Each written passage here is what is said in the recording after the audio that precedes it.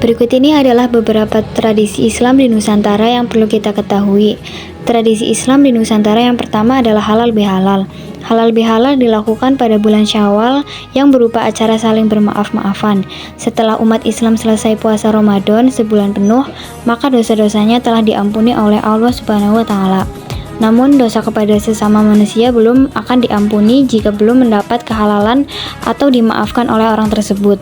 Oleh karena itu, tradisi ini halal bihalal dilakukan dalam rangka saling memaafkan atas dosa dan kesalahan yang pernah dilakukan agar kembali kepada fitrah atau kesucian. Tujuan halal bihalal ini selain saling bermaafan adalah untuk menjalin tali silaturahmi dan mempererat tali persaudaraan. Halal bihalal sebagai sebuah tradisi Islam di Nusantara yang lahir dari sebuah proses sejarah. Ini dibuat untuk membangun hubungan yang harmonis atau silaturahmi antar umat untuk berkumpul, saling berinteraksi, dan saling bertukar informasi. Kemudian ada upacara tabuik. Upacara tabuik atau sering disebut batabuik merupakan tradisi masyarakat Pariaman di Sumatera Barat. Kata tabuik berasal dari bahasa Arab yaitu atabut yang artinya keranda atau peti. Upacara tabuik menjadi peringatan akan terbunuhnya seorang imam yang begitu dikagumi oleh pengikut Syiah. Tradisi itu berkaitan erat dengan meninggalnya cucu Nabi Muhammad, Husain bin Ali bin Abi Thalib, di Padang Karbala tahun 681 Masehi. Gerak-gerak yang ditampilkan selama proses upacara tabuik menggambarkan kekerasan satu peperangan antara Husain dan tentara Muawiyah. Ada ekspresi kekecewaan dan duka mendalam terkait peristiwa yang terjadi. Tak hanya gerakan, situasi simbolik dalam upacara tabuik juga dapat dilihat dari aspek fisik atau benda yang digunakan. Selain itu, hingga kini upacara tabuik ditetapkan pemerintah Kota Pariaman sebagai objek pariwisata. Rutin diadakan setiap tahun menyebabkan terjadinya pergeseran makna dari upacara tabuik. Dahulu dianggap ritual khusus keagamaan Islam Syiah, tetapi kini dimaknai hiburan dan atraksi kesenian untuk menarik pengunjung lokal dan mancanegara.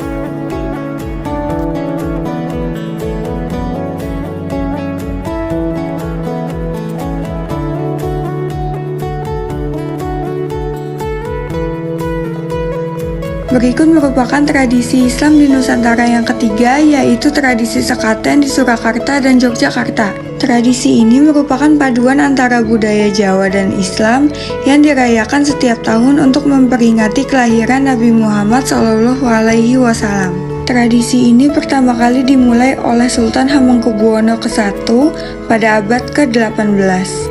Acara sekaten diadakan selama 12 hari, dimulai pada tanggal 5 Rabiul Awal hingga 12 Rabiul Awal dalam penanggalan Hijriyah. Di dalam tradisi ini dilakukan berbagai acara yaitu seperti tahlilan, pengajian, pentas seni, pameran, pertunjukan seni, dan pasar malam.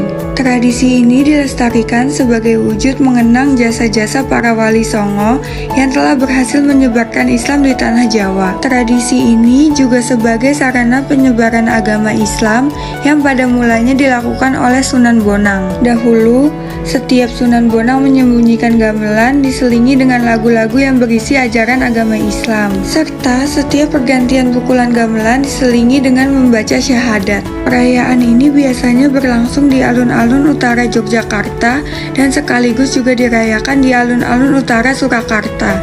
Di dalam tradisi sekaten ini, Wali Songo menggunakan sekaten untuk menyebarkan agama Islam di tanah Jawa, dan gamelan digunakan sebagai media penyebaran agama Islam karena masyarakat Jawa menyukai kesenian Jawa, khususnya gamelan. Gamelan sekaten merupakan bagian penting dalam upacara, dan hari pertama upacara dimulai setelah sholat Isya dengan prosesi kerajaan yang terdiri dari pengawal kerajaan dan pejabat istana atau abdi dalam yang mengiringi dua set alat musik tradisional gamelan yang berusia berabad-abad, Kyai Nogowilogo dan Kyai Guntur Madu. Tujuan diadakannya tradisi sekaten ini selain untuk memperingati Maulid Nabi Muhammad SAW, juga untuk menyebarkan agama Islam dengan menggunakan musik gamelan. Grebek adalah perayaan rutin yang diadakan masyarakat Jawa untuk memperingati suatu peristiwa penting. Biasanya dilakukan 3 kali setiap tahunnya, yakni Grebek Syawal pada Hari Raya Idul Fitri, Grebek Besar pada Hari Raya Idul Adha, dan Grebek Maulud saat memperingati Maulid Nabi Muhammad SAW. Tradisi grebek dimaknai sebagai bagian dari dakwah Islam yang mengandung nilai-nilai pelestarian lingkungan. Konsep keselarasan lingkungan di dalamnya merupakan warisan dari Sunan Kalijaga. Masyarakat Jawa juga melakukan grebek sebagai kesadaran tentang alam semesta dalam pandangan Islam dan identitas bangsa.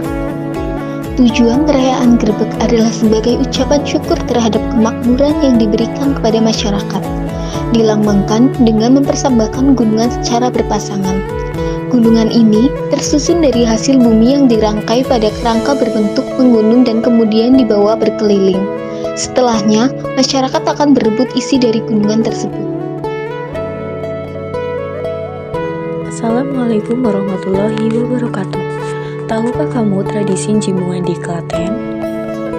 Tradisi Islam di Nusantara ini dilaksanakan pada bulan Syawal di daerah Klaten. Para warga sekitar lebih mengenal acara ini sebagai acara Jimbungan.